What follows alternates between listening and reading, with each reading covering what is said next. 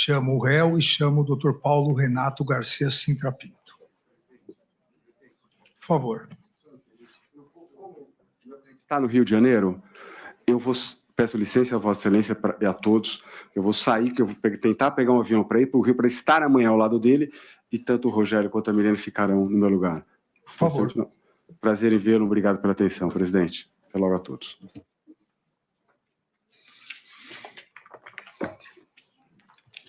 Um dos advogados pode assumir a cadeira, por favor.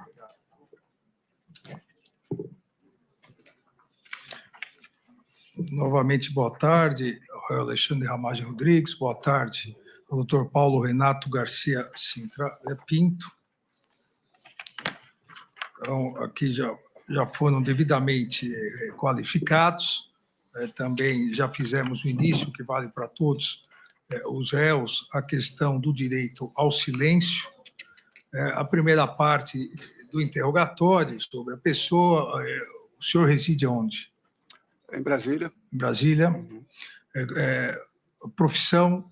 Deputado federal. Deputado federal e delegado de Polícia Federal Polícia licenciado. Já foi preso ou processado alguma vez? Não. É casado? Casado. Tem filhos? 2 filhas. 2 filhas, idade dos filhos? 13 anos e 6 anos de idade. 6 anos de idade. Aqui, em relação à segunda parte, é verdadeira? O senhor conhece a acusação que lhe é feita? Sim. É verdadeira a acusação? Não, não é verdadeira. Não sendo verdadeira, o senhor tem algum motivo da atribuição dessa imputação do Ministério Público ao senhor? O porquê dela? Eu entendo que não há veracidade nas imputações de crimes. Estamos aqui para demonstrar a inocência. O senhor conhece as testemunhas que já foram inquiridas? Todas as testemunhas, não. Tem algum impedimento, alguma nenhum. questão em relação a alguma delas? Nenhum. Então, vamos iniciar com as questões objetivas. Eu queria somente cumprimentar o senhor, o ministro relator, Alexandre de Moraes, o ministro Luiz Fux, o senhor procurador-geral da República, Paulo Gonet, e os demais presentes aqui.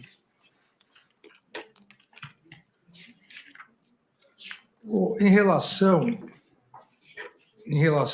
ao senhor, e a partir disso daí eu vou fazer as questões específicas para que o senhor possa esclarecer a todos, nós temos aqui a imputação de construção de mensagem de fraude eleitoral, de monitoramento ilegal, questão da BIM paralela, que aqui há uma parte, mas há uma investigação em paralelo, produção de desinformação e ataques virtuais. E há alguns documentos que foram encontrados em posse do senhor. Então, eu começo indagando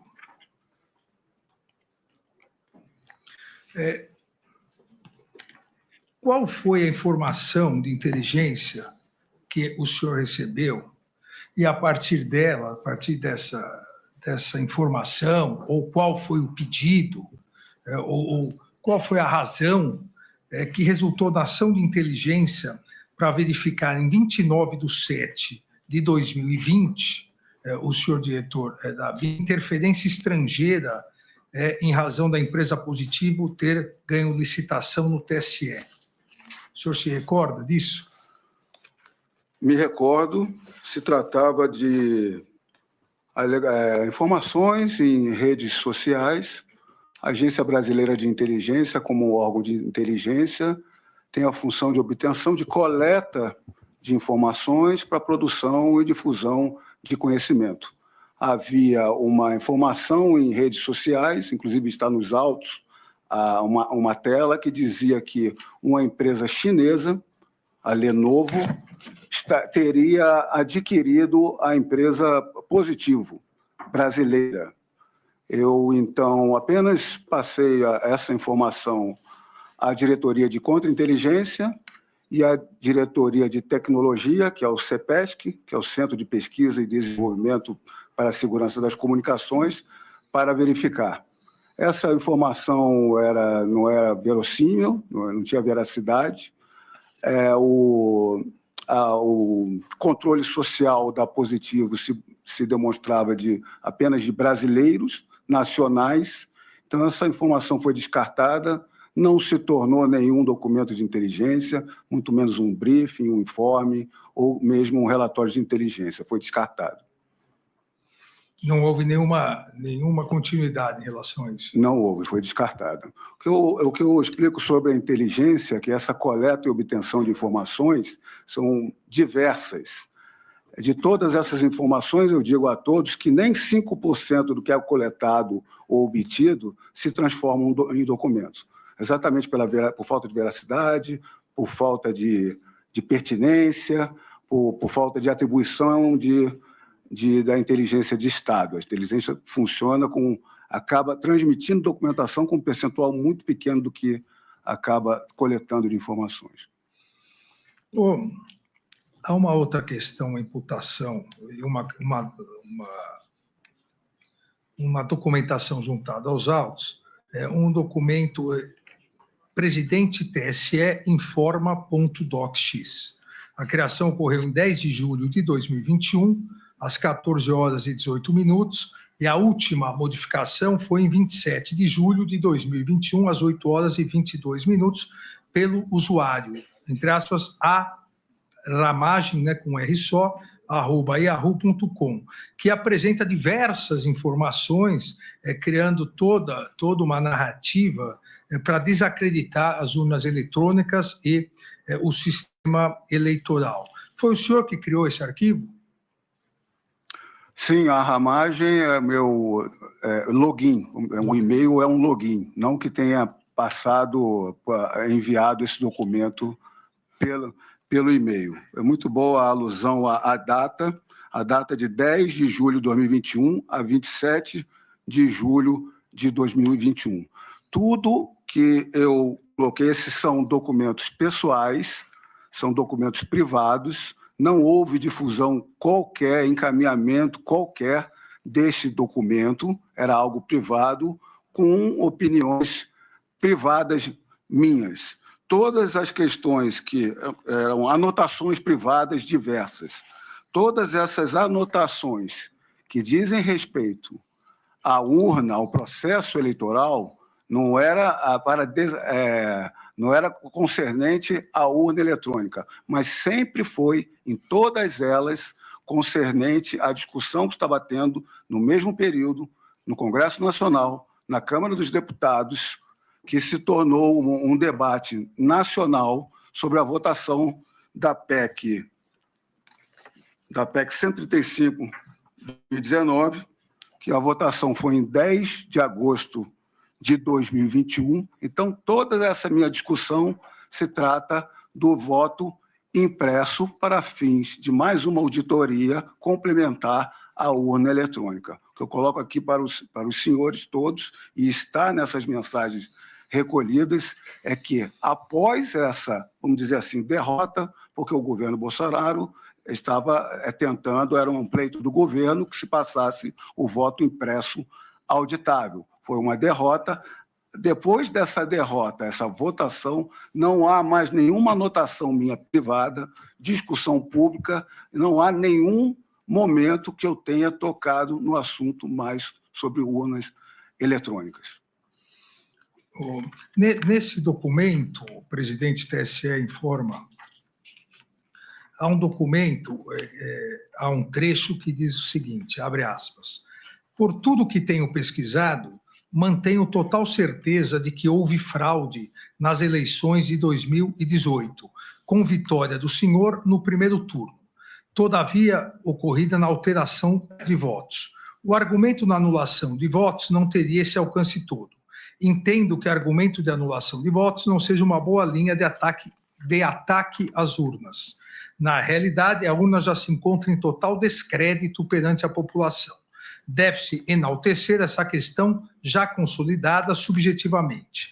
A prova da vulnerabilidade já foi feita em 2018, antes das eleições. Resta somente trazê-la novamente e constantemente. Foi o senhor que escreveu esse artigo, esse texto? Esse texto está nesse documento meu privado, são 2 documentos de tudo que foi apreendido na minha residência, no meu gabinete, diversos computadores, meu computador principal, os pendrives e celulares, apenas 2 arquivos foram colocados, são a apreciação como elemento informativo, como prova nos autos. Esses 2 documentos têm essas datas anteriores desse momento auditável. São documentos privados meus, que eu não fiz difusão nem encaminhamento nenhum. Eram anotações, são diversas e diversas anotações. Chegou a denúncia, eu acredito que apenas 5 delas. Nesse contexto, eu complemento a sua narrativa do texto, porque na denúncia houve uma concisão, mas no relatório da Polícia Federal, as páginas 26 e 27, há mais partes desse texto, onde eu coloco o voto auditável é o controle dessa liberdade desses técnicos. Porque eu disse no parágrafo anterior do que está escrito, há domínio de apenas alguns técnicos do TSE ao código-fonte e chaves criptográficas. E eu venho, o voto auditável é o controle dessa liberdade. Ou seja, esse comentário todo diz respeito à votação que estava acontecendo no Congresso Nacional. E eu repito, depois que houve a votação, não há mais anotação privada minha, fechada privada, que não houve difusão minha, muito menos pública. Eu digo ao senhor o seguinte, que esses 2 DocX, são documentos sem formatação, sem destinatário, são anotações minhas. E anotação em notas. Notas é um aplicativo, que é nota particular. Esse computador, onde foram achados apenas esses 2 arquivos DocX, é o meu computador que eu tenho desde 2019 até quando ele foi apreendido em janeiro de 2024. Então, ele perpassa toda a minha atribuição, né, como diretor-geral da ABIN, quase 3 anos. Depois, toda a minha licença para campanha eleitoral, pré-campanha e campanha, e ainda 1 ano de mandato parlamentar está eu usando esse computador com diversos documentos. Não há uma menção, inclusive, do pleito de 2021 sobre o trabalho de urnas. O que foi colocado aqui é sempre uma intenção de aprimoramento, e essas são as falas, senhor ministro, que publicamente, eu possuo o Twitter, hoje o X, houve 2 publicações minhas nesse momento que diferem muito do meu pensamento privado. A primeira delas, ou seja, o que eu expus publicamente no Twitter, em 24 de maio de 2021, sobre o tema. O deputado Felipe Barros havia anunciado que ele seria o relator dessa PEC, que foi votada em agosto. Eu apenas retuitei e essas foram as minhas falas. O que eu escrevi no Twitter, né? Voto auditável significa segurança ao pleito eleitoral e evolução das urnas. Assegura integridade e transparência aos resultados do sufrágio universal. Compromisso com a representatividade popular e a democracia. Parabéns pela importante relatoria.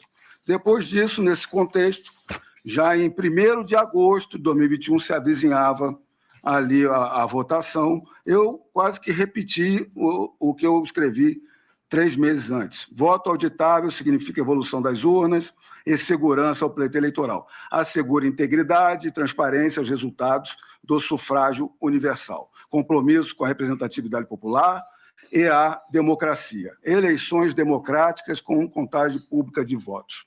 Ou seja, no meu particular, quando eu coloco um ataque, atacar um argumento não é quebrar, é argumentar. Isso no meu privado, que eu não tenho essa difusão, não houve essa difusão para ninguém. Ali, eu digo aos senhores, era momentos no meu computador e no meu celular pelos notas. Era momento de pensamento, de algo que poderia ser interessante, diálogo, pensamento particular meu, que alguma conversa poderia ser provocado, mas isso não quer dizer que eu passei esses documentos. O documento eu não passei para ninguém, que eu tenha passado, transmitido, encaminhado a qualquer pessoa esses documentos. Eu digo mais, senhor ministro, após a votação, que não teve sucesso, eu fiz uma postagem quando saiu em diversos jornais, grandes meios de comunicação, que a ABIN renova contrato com o TSE para cuidar da segurança das urnas eletrônicas. O órgão mantém parceria há 23 anos. Esse é um contrato que foi celebrado entre o diretor-geral da ABIN, eu, e o diretor-geral do TSE.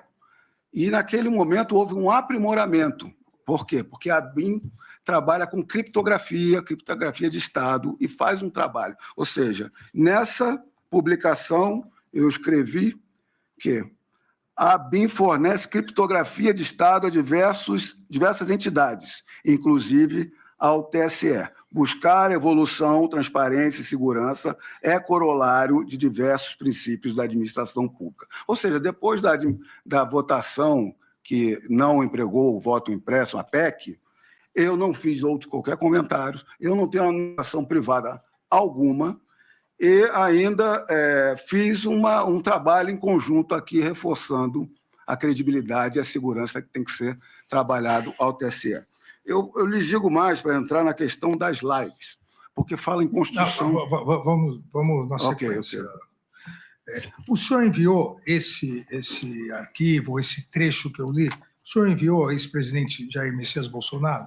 Olha, o que é bom para colocar para o senhor que, de todos esses arquivos são 2, e notas 1, de tudo, dos meus alfarrábios, dos meus dispositivos, a Polícia Federal, que com certeza ela verificou todas essas minhas escritas, se houve um encaminhamento ou não, a Polícia Federal, no meu interrogatório, me apresentou uma mensagem de encaminhamento ao presidente da República. E eu confirmei, olha, esse é o meu telefone, esse era o telefone à época da presidência da República. Então, aqui, senhor ministro, senhor procurador e demais, eu venho trazer para os senhores uma questão que eu acredito que, aparentemente, a Polícia Federal induziu a erro a PGR e esse órgão, essa primeira turma do STF. O senhor não encaminhou, então? Não, eu encaminhei. Só vou explicar aqui, encaminhei. O que eu vou explicar o que é isso aqui. E o que eu vou contar e declarar aqui para os senhores, eu declarei no interrogatório na Polícia Federal e eles não colocaram no relatório da Polícia Federal.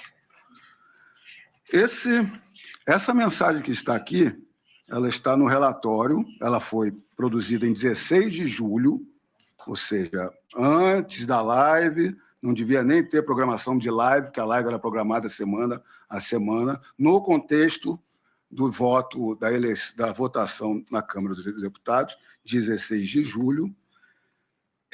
O que diz a mensagem aqui?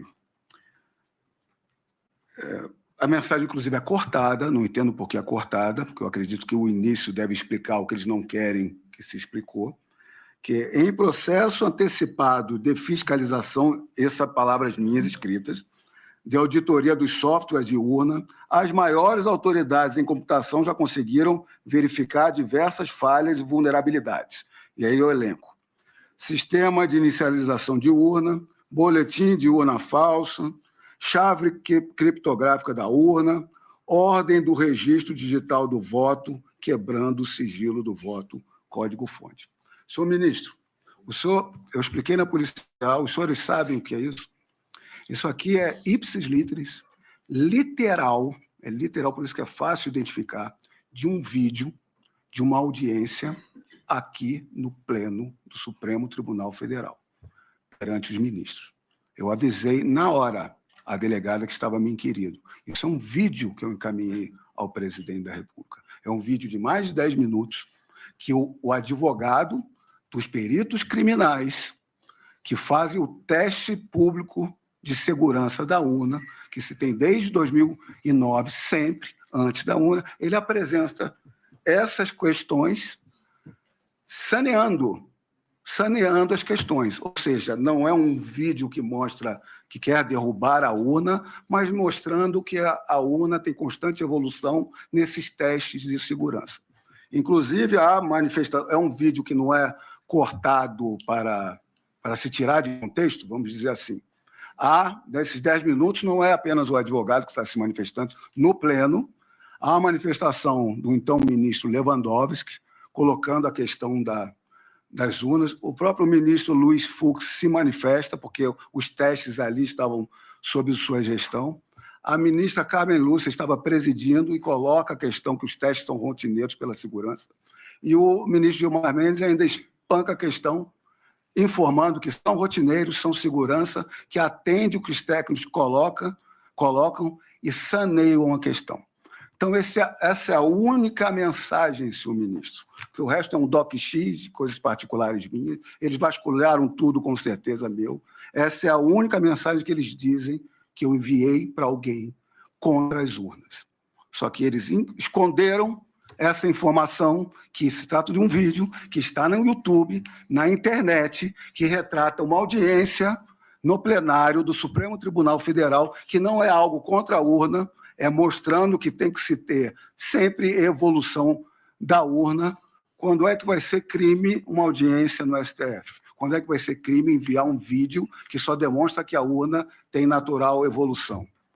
Então, esse arquivo, presidente, TSE informa DOC-X, o senhor não enviou, presidente? Não enviei a ninguém. Esse é um arquivo exclusivo meu. É um arquivo de diversas anotações, uma atrás da outra. Então, por que consta, por tudo que tenho pesquisado, mantenho total certeza de que houve fraude nas eleições com vitória do senhor? Por que a mensagem se direciona ao presidente, ao então presidente? Ela se direciona, senhor ministro, porque a forma de concatenar as ideias é sempre uma questão de diálogo. Isso não quer dizer que eu enviei a ele ou conversei com ele, ou tive oportunidade com ele. Um dos dois arquivos, o nome do arquivo, inclusive, é Bom Dia, Presidente. Por quê? O que aconteceu? Em volta do presidente Bolsonaro, Esse Bom Dia, Presidente, nós vamos chegar lá. Vamos ficar nesse. Então, esse não foi enviado. Não foi enviado. O senhor afirma que mantém total certeza de que houve fraude nas eleições. O senhor, delegado federal de carreira e diretor da BIM. O senhor tem alguma prova de fraude nas eleições de 2018? Senhor ministro, essa é uma questão de documento, anotação privada minha, de uma desconfiança privada. Mas eu só quero saber se o senhor tem alguma prova. Não, e mais, o que eu quero colocar, senhor, é que colocam que eu estava construindo uma mensagem. As questões sobre urnas eletrônicas são discutidas pelo então presidente Bolsonaro, inclusive quando ele era deputado federal, em 2015, a PEC que foi aprovada nas duas casas foi de autoria dele, só não entrou em execução por questão de dotação orçamentária. E aqui eu trago o texto da própria denúncia da PGR, recebida por essa primeira turma, em que diz, iniciando o título, na página 29 da denúncia, Jair Messias Bolsonaro inaugurou seus ataques ao sistema eleitoral brasileiro ainda durante a campanha presidencial de 2018 e persistiu na narrativa infundada de fraude após ser eleito. A fraude, que nunca conseguiu nem descrever nem demonstrar, teria impedido que se houvesse sagrado vencedor das eleições de 2018 desde o primeiro turno. Ou seja, pela própria denúncia, se mostra que essa alegação minha é lugar comum. Eu não estava construindo nada novo, eu não estava levando ao conhecimento nada novo, e de um documento que não foi enviado para o presidente, era algo meu de concatenar as ideias. Como eu lhe falei, a única prova que se diz contra mim não é uma prova, é um ipsis literis, verificando o vídeo, eu escrevo exatamente o que o advogado relata, exatamente. Quando o senhor foi questionado na Polícia Federal, quais teriam sido as pesquisas realizadas pelo investigado, senhor, que resultaram na identificação de fraude das urnas em 2018, com a vitória do então presidente da República no primeiro turno? O senhor respondeu: costumava escrever textos de fontes abertas para a comunicação de fatos de possível interesse do então presidente da República. E o senhor informou que isso não quer dizer que tenha transmitido ao presidente a totalidade ou parte dos argumentos que foram redigidos. E, na sequência, foi indagado qual seria a ação de inteligência para, entre aspas, enaltecer essa questão já consolidada subjetivamente, que consta nas suas anotações. e como eram realizadas as publicidades para a constante publicidade, entre aspas. Deve-se dar continuidade àqueles argumentos que devido e constante publicidade. E o senhor respondeu novamente que costumava escrever textos de fontes abertas para a comunicação de fatos para o presidente. A ABIN, sob a sua direção, realizou alguma operação de inteligência no sentido de tentar comprovar fraude às urnas eletrônicas e nas eleições de 2018? Não, como eu coloquei, toda essa questão é uma questão privada, vinculada exclusivamente à votação. Voltando à questão do Bom Dia Presidente, é isso que eu quero explicar. No começo do governo Bolsonaro, eu apenas ia ao gabinete do presidente quando chamado. Em determinado momento, ele falou para mim, né, foi quase uma chamada, mas vem aqui almoçar comigo. Então, eu frequentava o gabinete do presidente uma vez a cada 2 semanas, para o final da agenda da manhã, era ali 11 horas da manhã, a gente chegava. Ali conversava com diversas pessoas, estava sempre ministros palacianos, parlamentares e convidados do presidente. Então, essas questões todas são anotações privadas minhas. Não quer dizer que, como eu coloquei aí, que eu transmiti totalidade, parcialidade ou alguma dessas, porque o documento é extenso, com várias anotações. Só foram pinceladas 5 de 2 dessas questões. A ABIN fez trabalhos verificando o que tinha conhecimento sobre as urnas, como qualquer jornal fez também. O que é a urna, de quando é a sua origem, quais os países que empregam a urna, qual a diferença de cada um, como é a urna atual, a antiga. Esses são os trabalhos de informação que a ABIN realizou. Nós iríamos fazer um grupo de trabalho, mas acabamos não fazendo. As 2 lives do presidente, eu posso entrar nessa questão da live, senhor ministro? As 2 lives do presidente, que pela denúncia, pelo recebimento da denúncia, é o que inaugura a execução. A primeira live, a base da live é o presidente Bolsonaro trazendo as informações de um coronel do EB, do Exército Brasileiro, analisando resultados de votação. Era uma questão muito mais estatística do que da urna. Não houve qualquer trabalho da ABIN, nem para os meus alfarrábios, mesmo pelos inscritos particulares, nem para a live. Os meus inscritos particulares não têm qualquer vinculação com esse trabalho estatístico que foi colocado. A segunda live já era diferente, era sobre uma apuração da Polícia Federal, do suposta invasão do sistema eleitoral, que também não tem qualquer vinculação ao que eu falei em documentos particulares ou no meu Twitter, e também não há. Dentre o que o presidente coloca desde a impressão deles, eu retorno da impressão deles sobre a urna e a auditoria que deve ser feita, eu retorno ao que o próprio PGR colocou, de que os ataques vêm desde antes os argumentos, vou dizer assim, né? Porque ataques é como está descrito na denúncia. Os argumentos vêm desde antes de 2018, do presidente Bolsonaro querendo esse aprimoramento do sistema eleitoral. O senhor tem conhecimento também do arquivo positivo.docx, nos referimos anteriormente, que possui informações da empresa Positivo Tecnologia e lista, e a Polícia Federal juntou, argumentos contra a segurança do pleito eleitoral, integridade e transparência dos resultados, e também se coloca aqui que os servidores Bormevete e Giancarlo tentaram associar a empresa aos ministros Luiz Fux e Luiz Roberto Barroso. Esse documento positivo.docx apresenta também como criador e usuário o senhor. O senhor se recorda disso?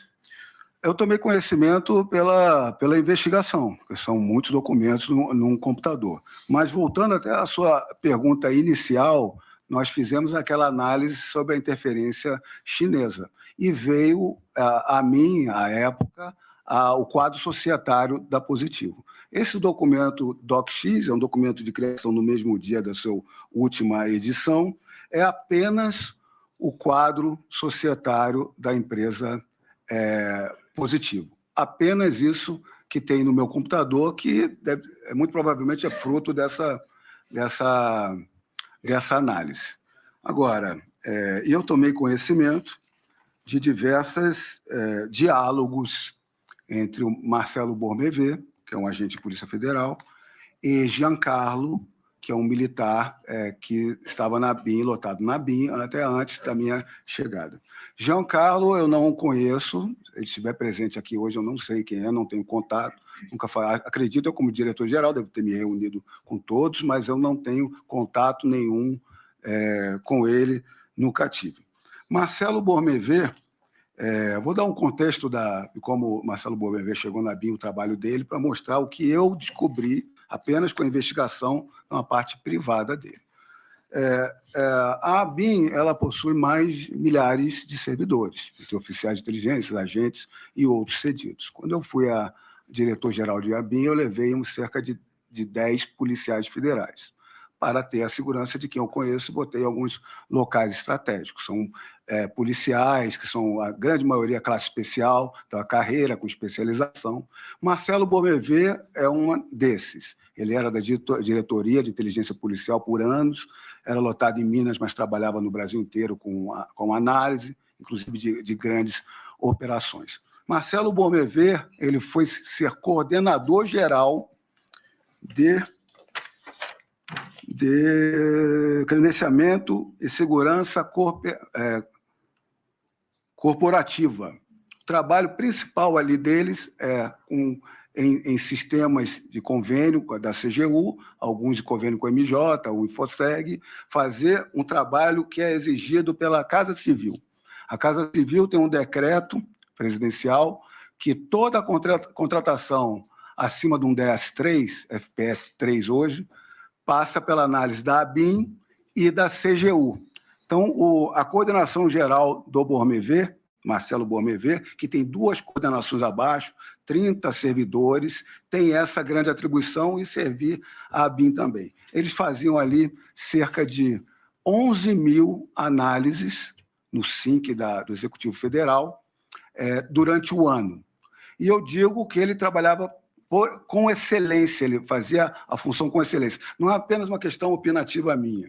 Eu digo, eu comprovo, demonstro para todos vocês. Quando eu saí da BIM, eu deixei a BIM em março de 2022. Eu deixei o alto escalão, deixei a administração pública e fui me dedicar ao pleito eleitoral em março de 2022. Quando eu saí, houve um acordo de todos os policiais que estavam ali trabalhando fossem começar a ser devolvidos. Alguns demoraram mais que os outros, por causa da questão de transição. Marcelo Bormevé foi o único que se manteve na administração pública federal. Ele foi chamado pela Casa Civil para trabalhar, acredito que no mesmo DAS, é um DS4 alto, que dá auxílio moradia, pela eficiência dele no trabalho rotineiro. E mais, acabou o governo Bolsonaro, quando há mudanças, várias mudanças de funções e nomeações, Marcelo Bormevé continuou na Casa Civil no governo Lula. Ele só foi exonerado quando as investigações apareceram o nome dele 1 ano depois. Isso demonstra faticamente que ele é um trabalhador dentro da formalidade de atribuições dele. Agora, ministro, eu verifiquei pelos autos várias conversas dele por WhatsApp. E essa conversa dele por WhatsApp, eu não tenho como ter conhecimento ou controle do que ele faz numa conversa privada de WhatsApp com um colega ou com um amigo ou com quem quer que seja. Então, eu acredito que será a sua pergunta de adentrar.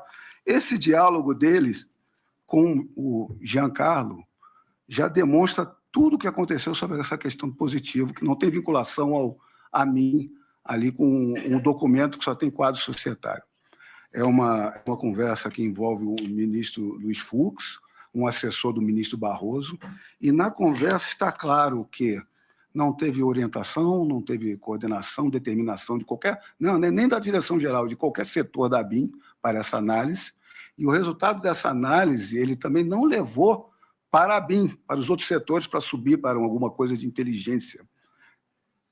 Está aqui que ele assistiu a um youtuber e com o que ele assistiu no YouTube, ele verificou uma vinculação com a Positivo, com o Banco Itaú. Isso eu descobri que nesse que está no relatório, as páginas 33 e 42. Falando com o Giancarlo fala, eu li sobre isso em algum lugar. Quando eles concluíram a análise, eles decidiram encaminhar a um grupo, que eu acredito ser um grupo de WhatsApp, fora da BIM, de conhecimento deles. Ou seja, não foi pela BIM e não foi de fora da BIM. O documento positivo, e aí vai um grau especulativo pela primeira vez. Pode ser que, como viram que não ia sair veracidade sobre Lenovo e não se traduziu em forma de inteligência, eles resolveram fazer por conta própria alguma coisa que não tem vinculação a mim, não tem meu conhecimento, muito menos qualquer outro setor da BIM. O senhor já se referiu ao outro documento encontrado, Bom Dia, Presidente, DOC-PX. Nesse documento, o senhor já explicou grande parte dele, mas nesse documento há uma parte que diz, que o senhor escreve, entre aspas, reunir grupo técnico de confiança para trabalho de aprofundamento da urna eletrônica. E o senhor foi, inclusive, questionado na Polícia Federal sobre qual seria esse grupo técnico de confiança que o senhor organizou para o aprofundamento dessas questões da urna eletrônica. O senhor se recorda desse grupo técnico? Quem fez parte desse grupo técnico? Muito bem. Esse arquivo também, Bom Dia, Presidente, é outro arquivo DocX, que não saiu do meu computador, não foi encaminhado. Esse diálogo demonstra claramente que se trata de uma anotação, realmente eu explico por quê, e não mensagem para ser encaminhada. Reunir o grupo técnico de confiança para o trabalho de aprofundamento da urna eletrônica. No terceiro parágrafo, são só 4 parágrafos, a questão é exatamente essa, confiança e segurança. Não há aqui algum argumento deletério contra a urna. Os grupos de trabalho, eu me recordo, sim, inclusive há 18 tópicos abaixo, no momento na Polícia Federal, eu estava me lembrando, depois em casa eu fui, quando peguei as informações da cópia dos autos, eu fui buscar. Primeiro, um grupo de trabalho na BIM, ele é sempre formal, mas pode ser informal. Acontece de ser, é raro. Não houve grupo de trabalho nenhum. A intenção aqui era que, como eu coloquei agora anteriormente, a criptografia de Estado, inclusive pelo convênio que a BIM tem no TSE, a criptografia desenvolvida para a BIM, eu acredito que seja, é uma opinião, cogitação, que seja superior à estudada pela Polícia Federal, pelas Forças Armadas.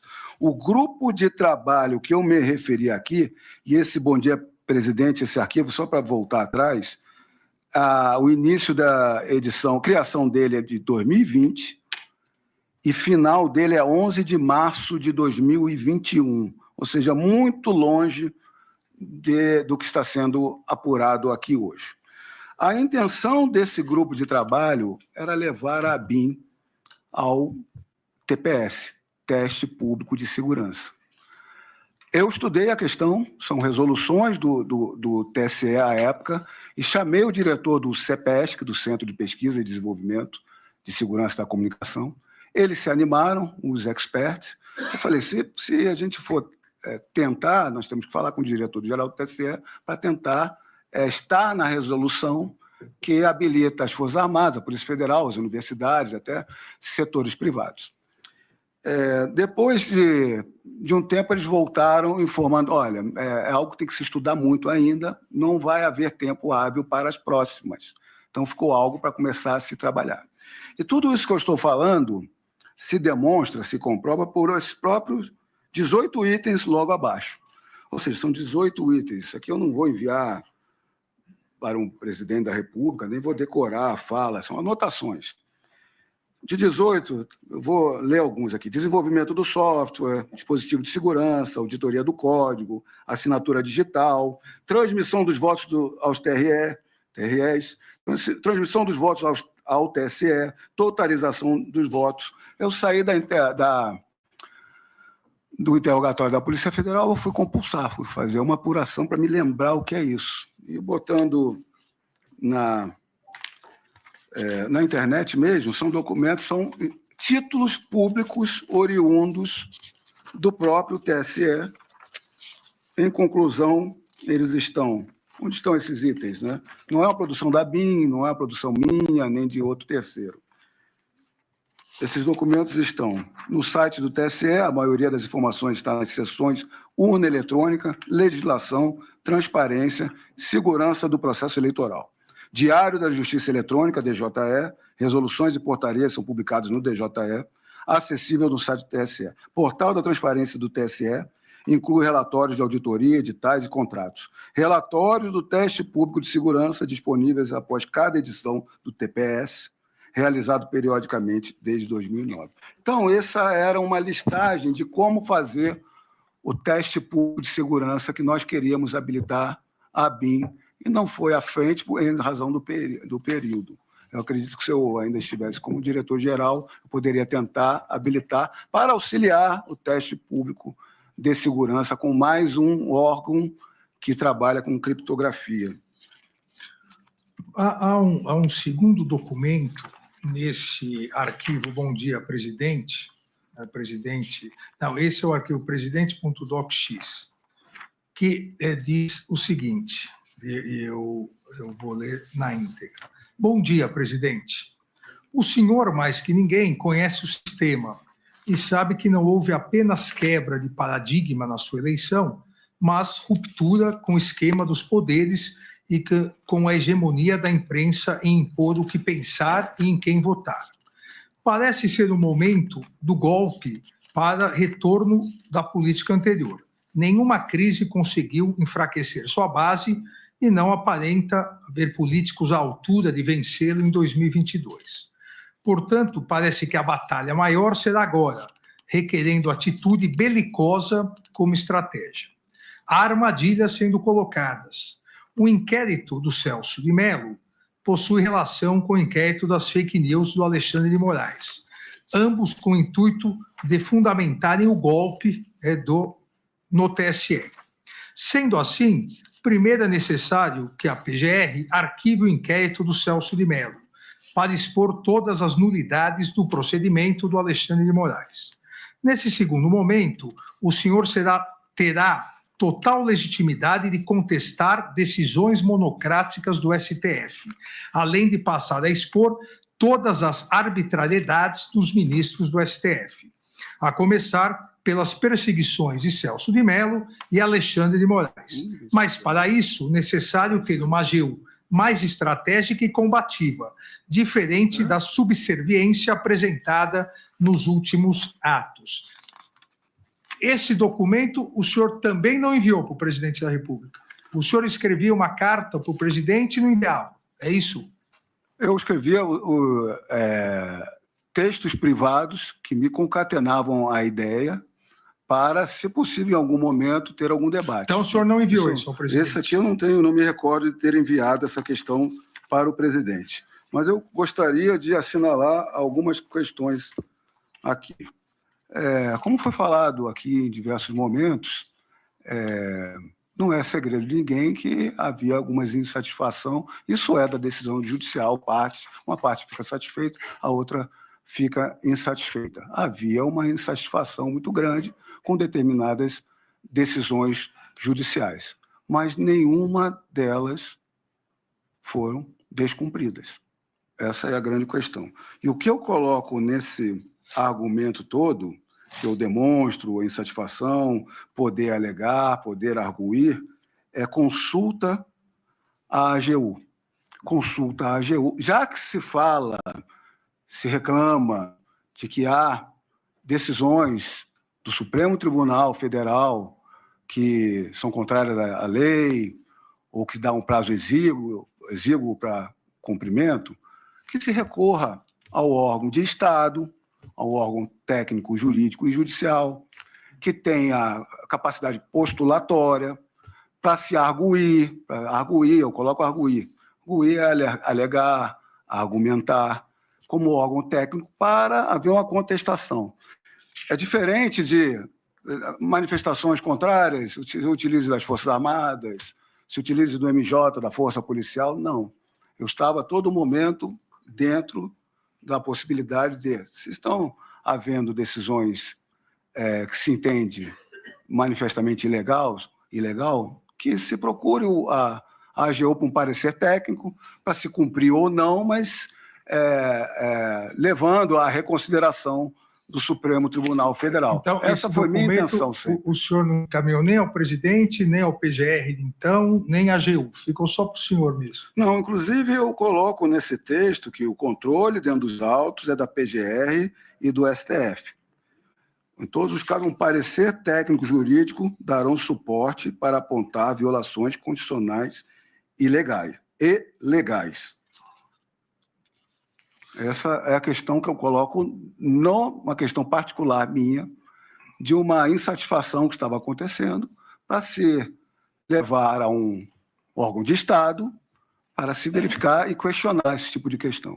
Sempre dentro da institucionalidade. Nunca coloquei para o presidente, descumpra uma ordem judicial. Parecer técnico para ver se cumpre ou não, arguindo ao judiciário pelo órgão técnico da Advocacia Geral da União. Inclusive, acompanhando o testemunho do AGU Bruno Bianco, nunca foi feito isso aqui, e no momento lá, porque isso aqui foi feito, o Bom Dia Presidente... Na época não era o... Não era na época. Então, era bem anterior, né, em março. Né? Não havia essa questão de... em nenhum momento eu estava aqui querendo ir contra a institucionalidade, as instituições e os poderes, só sugerindo uma via de contestação devida, regular, de um órgão de Estado. E essa outra mensagem também não era contra os poderes, também foi encontrado nesse mesmo documento. Vou ler a mensagem integralmente. Tramitou o pedido de apreensão do celular do PR, presidente da República. Aparenta que não seguirá precedente de oitiva do PR por escrito, como decidido antes por Fachin e Barroso em casos do Temer. Alexandre de Moraes preside inquérito sem provocação da PGR e sem distribuição, onde investiga fatos genéricos utilizando polícia particular e relegando à PF apenas o cumprimento de medidas. Não concede vista dos autos à PGR, AGU e OAB. Suspendeu a posse do DGPF, julgando em seguida a perda de objeto para não levar a questão a plenário, apesar de erros da AGU nesse particular. Escritório de sua esposa representa políticos do PSDB nos tribunais superiores, principalmente no STJ. Movimenta-se para arquivar, nessa quarta-feira, início de ação penal contra desembargador do TJMG, onde verifica-se sua vinculação nas investigações. Na recente troca do DGPF, perdeu o 02, Disney Rossetti, como garantia de esquemas em São Paulo. Disney Rossetti foi recentemente requisitado para a segurança e inteligência do TSE. Alexandre de Moraes foi eleito ministro efetivo do TSE nesse mês de maio. Realmente eu não vejo institucionalidade nessa mensagem, mas eu gostaria de perguntar se o senhor utilizava a BIM para monitorar ministros do STF e TSE, utilizava para mandar essas mensagens. Negativo, nunca utilizei monitoramento algum pela BIM de qualquer autoridade e, ao contrário do que foi colocado em comunicação, nós não tínhamos a gerência de sistemas de monitoramento, pelo contrário. Toda essa gerência de monitoramento, a auditoria foi feita por nós, ao contrário. Mas voltando à questão... E essa mensagem o senhor também não enviou para ninguém? Senhor ministro, essa mensagem eu estou tomando conhecimento hoje. Eu acredito que ela nem esteja na denúncia... Está nos autos. Está nos autos. Sim. É a página 10.015 do relatório da Polícia. Na verdade, do seu interrogatório na Polícia Federal. Foi, inclusive, perguntado qual seria a atitude belicosa como estratégia, quais seriam as ações de inteligência relacionadas e adotadas em relação aos inquéritos sob relatoria do ministro Celso de Mello e Alexandre de Moraes, como o senhor tomou contato com essas informações que o senhor redigiu. Isso tudo foi perguntado para o senhor e tramita.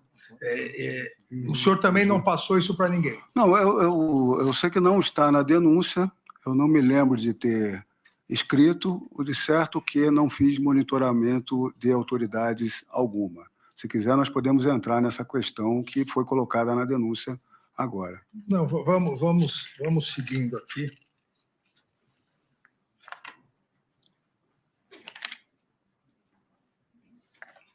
Foi indagado, inclusive, como o senhor tomou conhecimento sobre eventual pedido de apreensão do celular do presidente da República. O senhor respondeu que não se recordava. E foi perguntado como o senhor podia afirmar que o delegado Dizem Rossetti tinha garantia de esquemas em São Paulo. O senhor também disse que não se recordava do documento.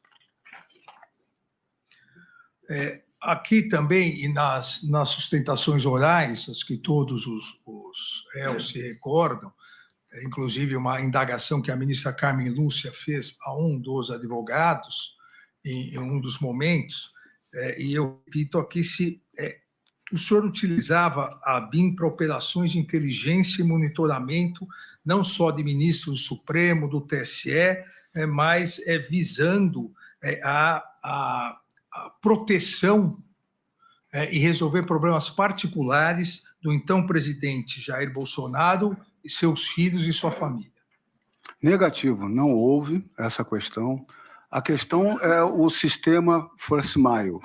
O sistema First Mile, ele era utilizado pelo Departamento de Operações, que não havia policial algum lotado naquele Departamento de Operações.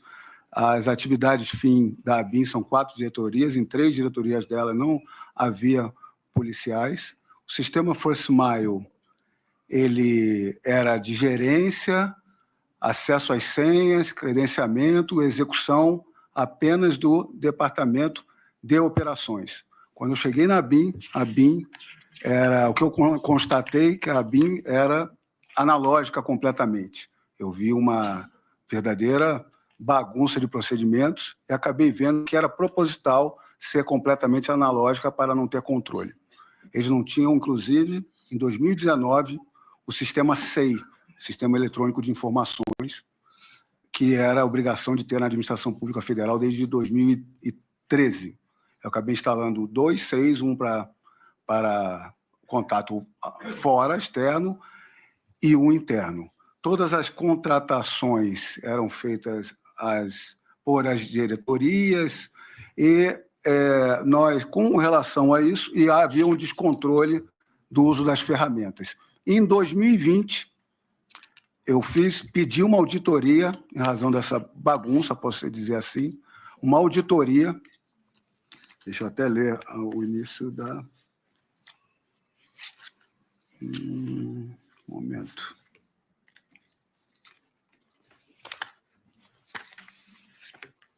Agora eu me perdi.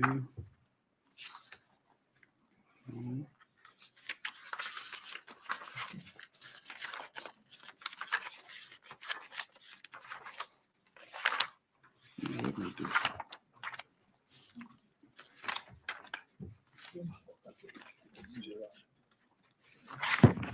Eu solicitei, senhor ministro, em março de 2020, que consulte as unidades da ABIN envolvidas no processo de aquisição e utilização de sistemas, hardwares e equipamentos, a fim de verificar se todas as soluções disponíveis nesta agência obedecem aos limites legais impostos na atividade de inteligência.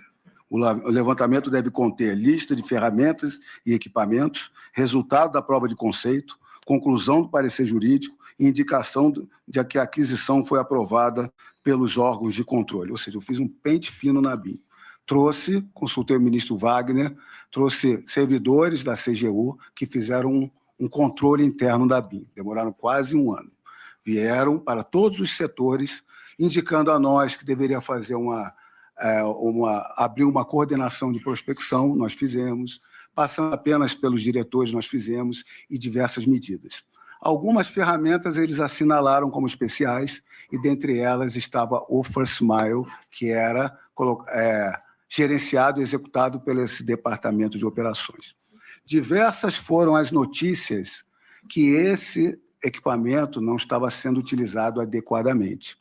Foi um equipamento que foi comprado na gestão Temer, teve prova de conceito, teve parecer da AGU, a compra dele foi regular para a utilização. O que estava sendo verificado ali é se ele estava sendo usado regularmente. E aqui eu dou o exemplo de uma persecução penal, num inquérito policial. Se há uma diligência a ser feita por um agente, há uma pré-determinação, uma fundamentação, e depois tem um resultado. O que nós queríamos é que esses logs de acesso desse First Mile viessem com a comprovação do porquê acessou e o seu resultado.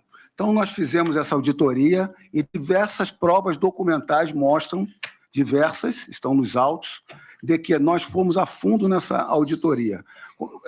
Fizemos auditoria direta no sistema First Mile, fizemos a pergunta ao diretor-geral adjunto, que é um oficial de inteligência. Quando chegamos ao diretor de operações para cobrar essa questão, era um diretor que tinha anos de experiência, quase um ícone na inteligência, não vinha com as respostas. Naquela época, a gente suspeitava que estava tendo uma inteligência privada ali, algo particular, que alguém estava fazendo para fins particulares. Esse diretor não veio com solução nenhuma. Nós exoneramos, em agosto, esse diretor e 3 dias depois encaminhamos todo o processo para a corregedoria. Não há um policial ou a direção-geral que tenha determinado questões desse First Mile, apenas a diretoria de inteligência. Hoje, pelas notícias e pelos autos, se vê que são diversos logs e nenhum deles tem essas autoridades que foram falados em âmbito nacional. E agora, o mais importante, como nós estávamos desconfiando, quando chegou ao final desse contrato, desse First Mile, nós decidimos, a direção, eu decidi não dar continuidade ao sistema First Mile. Nós não prorrogamos, não demos continuidade, nem procuramos ferramenta semelhante. E isso foi em 10 de maio de 2021. A Polícia Federal tem esse dado. Não havia mais First Mile a partir de que é uma ferramenta de geolocalização grosseira. Ela só disse a pessoa está em Copacabana, ou em Ipanema, não consegue dizer onde ela está aqui nos 3 poderes, se está no Planalto, no STF ou no Congresso Nacional. Nós encerramos o First Mile em 10 de maio de 2021, quando nós sabemos que qualquer monitoramento ou verificação de pessoas na apuração aqui hoje é de 2022. Então, é mais uma, que eu digo, indução a erro do juízo, porque a Polícia Federal sabe que o contrato do First Mile acabou em 10 de maio de 2021, não foi renovado, não havia mais na BIM, não tinha utilização na Administração Pública Federal. E, mesmo assim, no relatório da PF, eles colocaram esse sistema First Mile. E digo aqui, peço licença para, com certeza, é o que eu ouço, né, para empurrar a margem nessa questão de golpe indevidamente. Então, essa questão cronológica deixa claro. O First Mile acabou aqui em 10 de maio porque eu não dei continuidade, encerrei, quando a execução colocada pela denúncia começou em 29 de julho. Qualquer alusão a um monitoramento de autoridades só em final de 2022, quando o First Mile se acabou, por decisão nossa, em 10 de maio de 2021, senhor ministro. Continuando nessa Deixa eu só questão, corroborar mais uma questão, senhor ministro. Peço desculpa, porque essa questão... O interrogatório é o momento de autodefesa. Muito obrigado. Fica à vontade. E é a primeira oportunidade que eu tenho para explicar ao senhor. As redes sociais, a imprensa, naquele momento, colocou contra mim essa questão desse sistema, né, colocando as investigações, e eu retorno, era um departamento de operações tradicional na Agência Brasileira de Inteligência, como se fosse um grupo de elite. Eu não botei policiais lá exatamente por causa disso, é o grupo de elites deles, Se há alguma BIM paralela, não foi feito por servidores policiais. Nós estamos auditando, e as provas da auditoria são enormes, administrativas, de controle e depois corregedoria. Eu sou delegado de Polícia Federal, mas eu não posso atuar como diretor-geral, como apurando. A corregedoria é o local de padronização e de punição. Eu enviei a corregedoria e como é que isso bateu na minha porta? Se há alguma BIM paralela, foi de servidores, oficiais de inteligência da BIM, não foi para quem estava auditando os policiais. Mas, continuando nessa questão, não do First Mile, mas do que foi apreendido em posse do senhor, e continuando a questão que eu fiz, se a BIM, não necessariamente pelo First Mile, mas se a BIM era utilizada para operações de inteligência, monitoramento de autoridades e auxílio do governo, do ex-presidente Jair Bolsonaro, ou dele pessoalmente, ou de seus familiares, há um documento que foi apreendido com o senhor chamado Levantamento-Ataques do MPF-1 DocX. O documento foi a última vez que foi atualizado, dia 29/4/2021, e faz um levantamento dos principais procuradores, nos termos do documento, que atuam contra o governo, principalmente procuradores da República que atuavam na área ambiental e responsáveis por operações de combate ao garimpo e áreas de proteção ao meio ambiente na região norte. O senhor se recorda desse documento? Eu tomei ciência desse documento no interrogatório. O senhor não se recorda dele? Não me recordo. Isso deve ser mais um documento que foi passado, não foi colocado para frente, diligência alguma, produzido por alguma pessoa que chegou ao meu conhecimento, mas não houve diligência nem nenhum trabalho sobre isso. E eu acredito que ele não está na denúncia esse documento. Também há... Daqui, desse?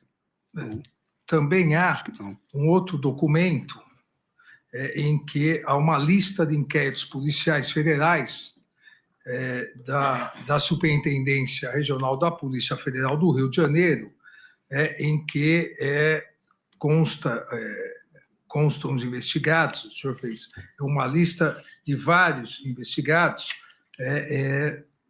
que constam investigado a partir dos recursos públicos envolvidos em investigações, diversas informações de beneficiários de partidos, de políticos investigados. O senhor se recorda disso também, não? Pela investigação também, apenas quando me apresentaram, mas não me recordo quem me enviou, do que se tratava, e não foi tomada nenhuma diligência. O senhor não passou essas informações ao ex-presidente Jair Bolsonaro? Não, de maneira nenhuma. Na investigação, foi apreendida uma conversa em que o senhor teria sido procurado pela assessora do vereador Carlos Bolsonaro, filho do então presidente Jair Bolsonaro, pela assessora Luciana Almeida, porque estaria precisando muito de uma ajuda relacionada ao andamento de inquéritos que envolveriam o presidente da República e seus 3 filhos. O senhor se recorda disso? Também não. Senhor ministro, isso não está na denúncia, não está no relatório da PF desse procedimento, mas eu não vou me furtar de responder. O senhor tem direito ao silêncio, eu quero dizer. Não, tenho certeza disso, mas eu não vou me furtar, porque eu conheço. É sempre bom recordar. E é bom explicar essa questão. Fica muito claro nesse WhatsApp que a data, uma assessora do Carlos Bolsonaro, que eu só a conheci durante a minha campanha, que eu visitei o gabinete do vereador Carlos Bolsonaro, eu conheci os assessores dele, eu já estava fora da BIM, estava de licença, não estava nas minhas atividades na Polícia Federal e não estava nas minhas atividades da BIM, estava em campanha. Fica muito claro nesse print, né, que ela me conheceu nesse período eleitoral, porque ela se apresenta a mim, e depois do período eleitoral, ela me dá os parabéns, me congratula pela eleição, ou seja, já tinha passado o pleito eleitoral, que eu consegui me eleger deputado federal, e ela envia uma mensagem, né, perguntando sobre procedimentos da Polícia Federal. Não há resposta minha. Eu me lembro se eu não vi ou não respondi. Eu acredito que a pessoa ali devia estar querendo ajudar, não sabe que não há acesso, e eu não respondi, não perquiri, não consultei, não pedi para ninguém consultar, não foi feito nada, apenas uma pessoa que mandou uma mensagem desavisada, porque eu não tenho acesso, estava fora da polícia, e não pedi a ninguém. E digo ao senhor, a Polícia Federal, apenas com essa mensagem de uma servidora que eu acredito que ela não tinha ali não tinha consciência que poderia ser uma irregularidade, consultar, eu acho que foi nessa linha, eu não conversei com ela depois, com esse argumento, sem o Carlos Bolsonaro ter me pedido nada, não tinha contato sempre tive bom contato com ele, mas nada nunca sobre a BIM. A família Bolsonaro é uma família que são campeões de votos, eles não trabalham com nada sigiloso com redes sociais, é tudo fonte aberta, ele não precisa de informação nenhuma, ele tem seus advogados e nem informação sigilosa, tudo que eles postam é sempre... pode ser crítica, pode ser tudo, mas sempre questões de fonte aberta. Esse argumento, a Polícia Federal, por esse argumento apenas, colocou o Carlos Bolsonaro numa investigação da BIM, que eu já demonstrei aqui que eu estava auditando irregularidades dentro da instituição. Agradeço ao senhor Alexandre Ramagem Rodrigues. Pergunto se o eminente ministro Luiz Fux deseja indagar alguma coisa, obviamente, de forma direta. Não, só queria indagar, mas antes fazer uma observação. Eu, na qualidade de presidente do CNJ e do Supremo Tribunal Federal, uma sexta-feira à noite, recebi um pedido para liberação de 2 bilhões de reais que seria fruto de uma fraude. E eu, na qualidade de presidente do CNJ, eu sustei essa possibilidade e determinei que o juiz da causa é que analisasse. E aí, então, surgiu isso, agora que o depoente narrou, de que 2 agentes autônomos resolveram, com base nesse fato, que não sabiam nem a profundidade dessa questão jurídica, porque falava-se que levantar um cheque de 2 mil é igual a levantar um cheque de 2 bilhões. Só que eu sou juiz de carreira, eu sei que são 2 mil reais, que é o levantamento de 2 bilhões de reais. E aí, então, surgiu essa suposta intriga, porque a coisa ruim não pega em pessoa que anda correto e com exemplaridade na sua função. Mas isso independentemente disso. Eu só queria reafirmar, porque eu acho que ouvi isso, que o depoente ressaltou que isso foi feito por 2 agentes da BIM, sem qualquer controle da direção-geral da BIM.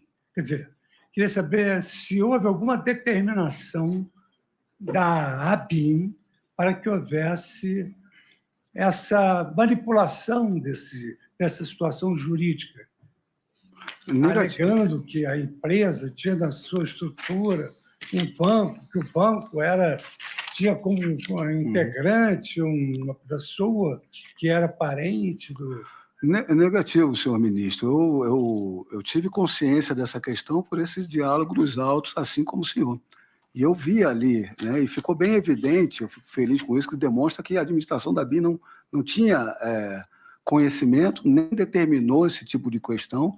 Eles colocam muito claramente ali que, olha, eu ouvi de um youtuber sobre essa questão, o outro falou, eu li em algum lugar.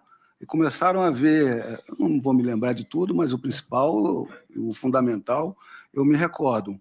Era o Banco Itaú, e o ministro tinha uma vinculação aqui, as cotas eram tais, vamos jogar para um grupo tal. Ou seja, não houve pedido de nenhum setor da BIM, quanto mais da direção-geral, que é 3 níveis acima, e o resultado não foi para a BIM, foi para fora.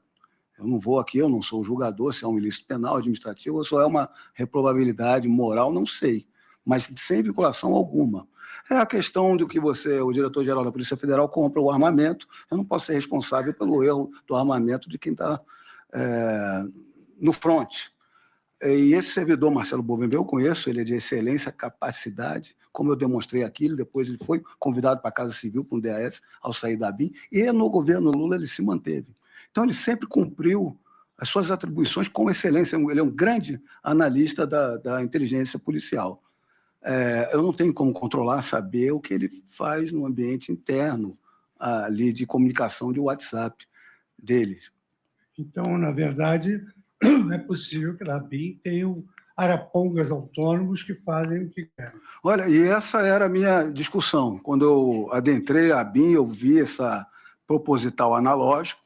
Nós, em 2019, eu fiz esse pente fino de tecnologias, quando você bota todos os softwares, hardware, equipamento, é pente fino, até câmeras, e fizemos. Nós ainda trouxe um perito da Polícia Federal, que já foi o coordenador de orçamentário financeiro, classe especial, para fazer prova de conceito, para começar a verificar, porque eu vi que eles andavam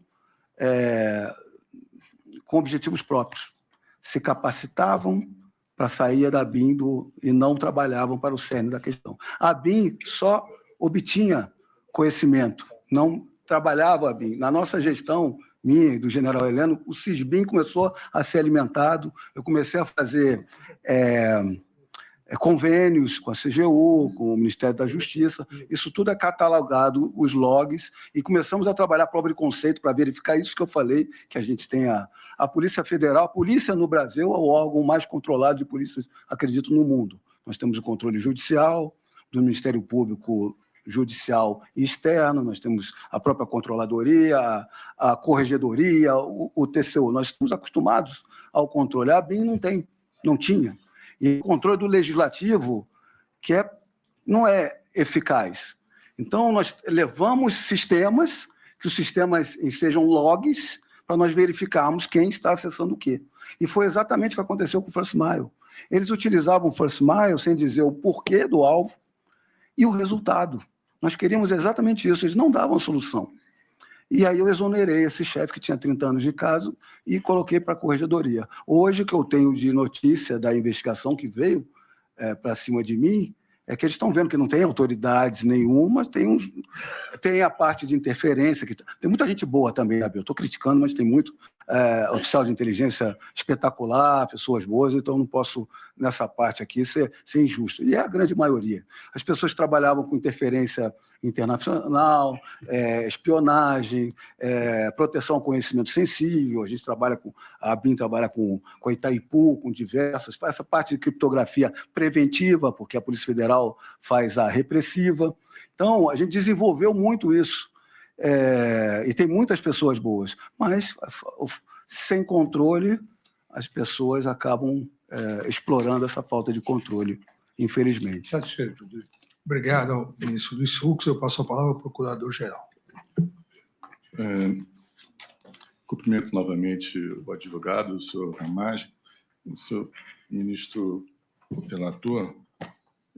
O senhor Ramagem afirma que escrevia os arquivos apenas para efeitos próprios, privados. Mas no documento PR Presidente, ele escreve: parabéns, presidente. Isso era, mais uma vez, eu gostaria de saber se o senhor Ramagem mantém a assertiva de que parabenizar o presidente da República servia apenas para organizar as próprias ideias. Eu poderia responder, por favor? Sim, eu mantenho, sim. É uma forma de eu me lembrar o que poderia falar com o presidente da República, porque essas questões não eram assim. Como eu coloquei no interrogatório da PF, não estou alterando nada do que eu coloquei no interrogatório da PF, estão sendo pensados, né, aqui, o que é interessante, a acusação, 5, 10, de diversos e diversos comentários e anotações minhas privadas. Eu anotava para um determinado momento ver, está concatenado, a forma que eu poderia falar. Isso não quer dizer que eu passei ao presidente totalidade ou parcialidade do que está escrito aqui, ou porque, quando eu estava com o presidente, com outras pessoas, o assunto não entrou, não fui indagado, ou a minha opinião, ou passou a opinião. Isso não quer dizer que primeiro, que eu enviei, não, nem que eu passei e falei com o presidente. Senhor ministro relator, no mesmo documento PR Presidente consta a seguinte passagem: qualquer indicativo de harmonia vindo deles, a referência é ao Supremo Tribunal Federal, será sempre falsa ou condicionada. Tem que concentrar em enfrentamento velado e planejado contra eles. E aí vem a frase: estou à disposição para qualquer ajuda. Novamente, a minha pergunta é se esse se colocar à disposição do presidente da República foi apenas para arquivo pessoal, foi apenas para organizar as próprias ideias. Sim, a maneira, eu faço em primeira pessoa, de uma maneira de escrita rápida do que eu estou pensando. Isso não quer dizer que eu fui ao presidente e nessas palavras eu passei essa informação. Eu não tenho como dizer essa informação, eu passei o que eu escrevi. Com toda certeza, não foi exatamente o que eu escrevi ou eu não passei nada, não tem como dizer. Como eu falei, são 2 arquivos DocX, que não tem formatação, não tem destinatário, não saiu do meu computador. Quando eu estava no computador, era o DocX, no celular é esse Notas, aqui é do Notas. São anotações em forma realmente de conversas, mas que não quer dizer que eu falei exatamente aquilo com o presidente ou se falei algo daquele assunto com o presidente. Senhor ministro relator, eu gostaria de ouvir também do réu alguma palavra sobre uma circunstância que chamou a atenção. O ex-ministro Augusto Heleno tinha documentos em que essas ideias privadas do senhor Ramagem estavam reproduzidas nesse mesmo documento. A minha pergunta é se ele dividia essas ideias ou se houve um compartilhamento dessas ideias com o general Augusto Heleno. Por favor. Oi? Uhum. Isso aqui eu vi como a Polícia Federal veio para a denúncia, demonstrando um alinhamento de minha parte com o general Heleno. É lógico que nós trabalhávamos juntos, a confiança e a credibilidade cresceu entre nós. Hoje eu posso dizer é um grande amigo e a admiração que eu tenho. E essa é uma questão sobre a AGU, porque eu vi nas anotações que estão aqui no relatório, na denúncia do general Heleno, que ele demonstra aqui uma questão de acesso à AGU.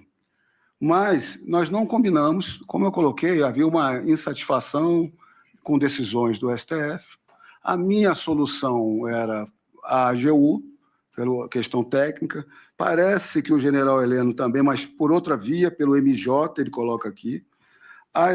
A forma de execução diferente da minha, eu acredito que seja, pelo descontentamento, essa ideia deveria estar circulando de usar um órgão institucional da AGU e nada mais além disso.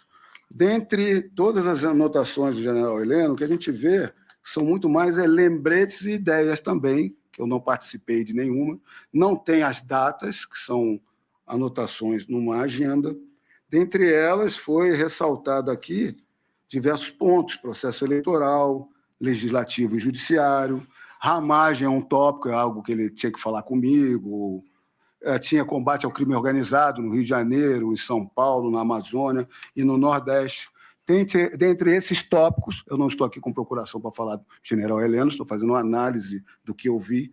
Dentre esses tópicos que estão aqui, da indicação do general Heleno, os tópicos inicial, tópico 2, da anotação do general Heleno: jogar dentro das 4 linhas. Jogar dentro das 4 linhas está atinente à lei, à legalidade. Eu tenho certeza que ele sempre pensou, aí a especulação minha, dessa forma. Eu tenho uma última pergunta, senhor ministro relator, se o senhor Ramagem, depois de ter organizado as ideias nesses documentos, se de alguma forma, em algum momento, ele se lembra de ter partilhado o conteúdo desses documentos com o presidente da República ou com algum outro integrante do governo. Eu vou retornar ao que está muito claro aqui. São 2 apenas DocX. Um deles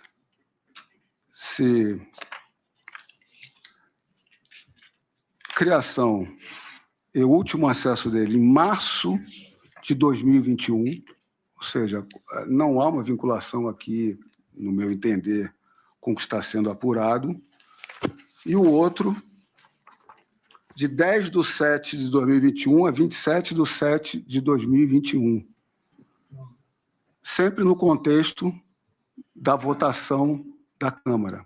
Como eu coloquei para os senhores, eu não falei mais de urna eletrônica depois da votação da Câmara. Não tem, o meu computador foi até o meu trabalho como deputado federal, não tem nenhuma anotação nesse sentido. Aqui era uma vontade política de se ganhar aquela votação, foi respeitada essa vontade política. Então, aqui só há vínculo com esse período.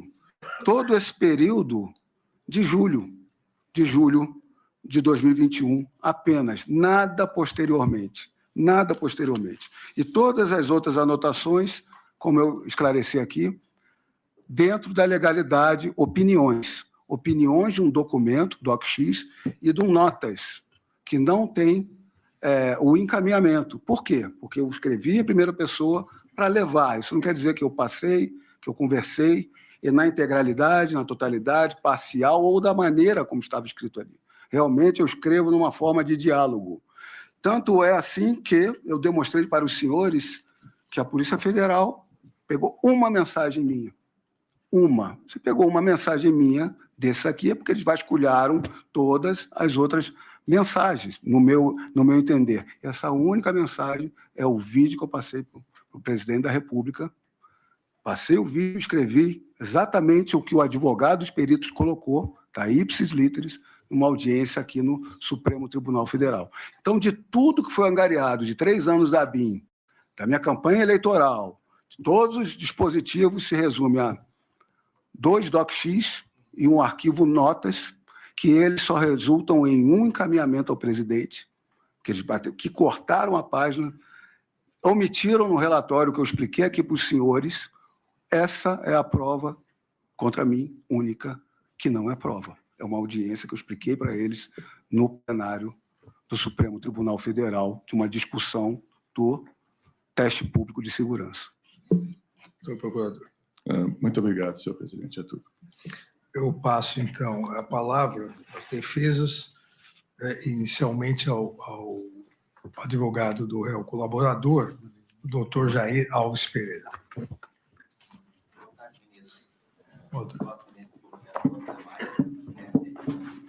Agradeço, doutor Jair. Passo a palavra ao doutor Paulo Renato Garcia Sintra Pinto, advogado do réu Alexandre Ramagem.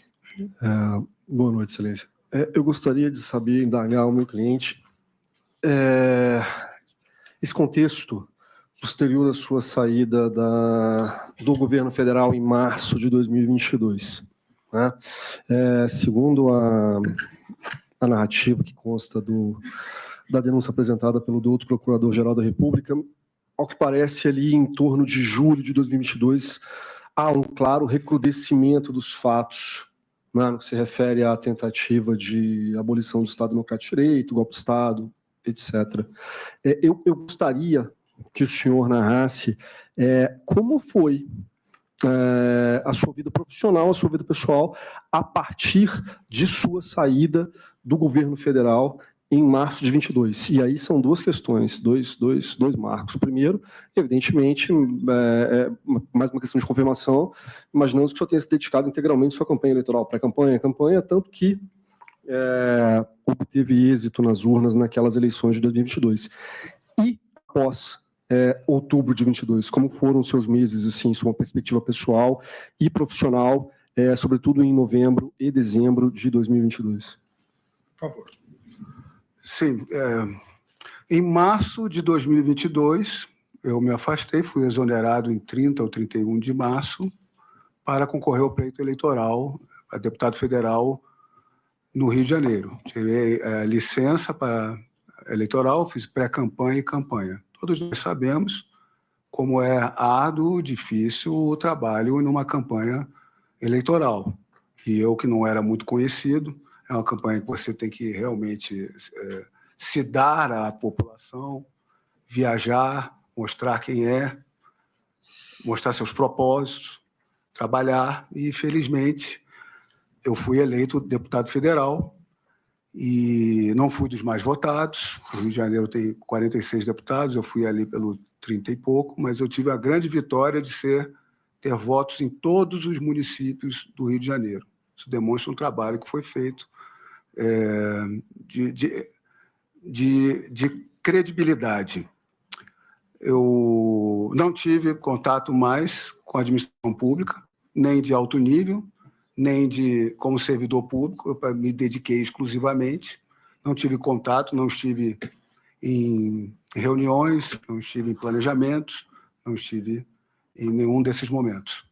Após o pleito eleitoral, para o segundo turno, eu me mantive no Rio de Janeiro, e nas eleições era mote de alguns deputados falar de urnas eletrônicas, não foi o meu, eu não toquei no assunto urnas eletrônicas, e continuei no segundo turno para auxiliar, para dar a minha contribuição ao segundo turno no Rio de Janeiro, ao candidato a presidente, o Jair Messias Bolsonaro.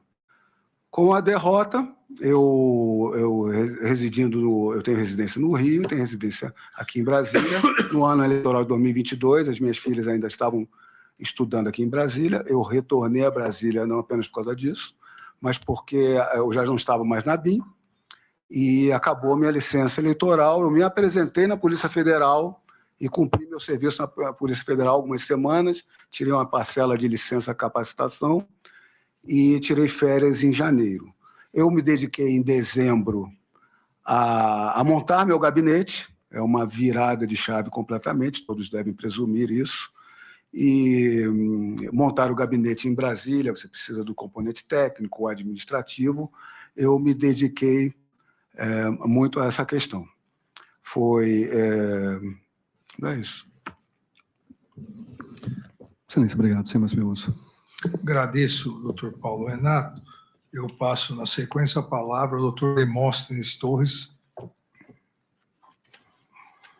Sem perguntas, excelência. Agradeço, doutor Demóstenes. O doutor Elmar Novak. Sem perguntas, excelências. Obrigado. Agradeço, doutor Elmar. Doutor Matheus Milanês. Sem perguntas, excelência. Obrigado. Agradeço, doutor Celso Vilardi. Sem perguntas, excelência. Agradeço, doutor Andreu Farias. Sem perguntas, excelência. Agradeço, doutora Milena Gaudiano. Boa noite, excelência. Boa noite, ministro Luiz Fux, doutor Paulo Gonet, colegas advogados e demais presentes. Sem perguntas também pela defesa do general Braga Neto.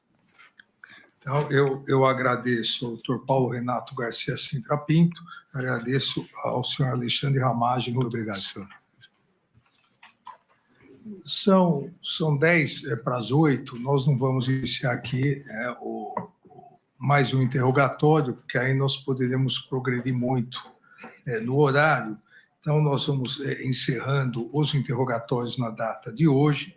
Eu suspendo a presente audiência, vamos retomar amanhã, conforme já previamente agendado, dia 10/6, às 9 horas, onde continuaremos com os interrogatórios da ação penal 2668, começando pelo réu Almir Garnier Santos. O Ministério Público, partes, advogados devidamente intimados, e como já estamos aqui falando há mais de 3 semanas, nos termos do artigo 405, parágrafo 1º do Código de Processo Penal, a audiência foi registrada no sistema de audiovisual, a mídia e toda a transcrição, tudo será juntado aos autos, então não há necessidade de assinatura. Eu agradeço a todos os advogados a presença, agradeço a presença dos réus, agradeço a todos, o doutor... Excelência, obrigado. Agora, senhor, pela ordem, desculpa.